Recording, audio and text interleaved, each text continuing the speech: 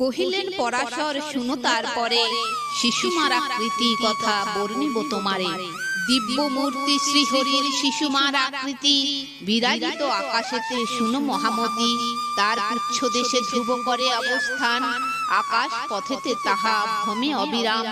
ভ্রমিতে ভ্রমিতে চন্দ্র আদিত্যাদি করি, ভ্রমিতেছে গ্রহগণ চারিদিকে ফিরি। সে মূর্তি যখন করে গগনে ভ্রমণ, নক্ষত্র মণ্ডল ধায় চক্রের মতন। তার পিছে পিছে ধায় নক্ষত্র মণ্ডল। তারপর শুনো বলি ওহে ঋষিবর, চন্দ্র সূর্য তারা ঋক্ষ আর গ্রহগণ বদ্ধ আছে ধ্রুব দেহে সদা সর্বক্ষণ। শিশুমার সমরূপ গগন মণ্ডলে যাহা বিদ্যমান আছে কহিনু সকলে। আধার স্বরূপ হয়ে দেব নারায়ণ তাহার হৃদয়ে বাস করে অনুক্ষণ। উত্তান পাদের পুত্র ধ্রুব মহামতি,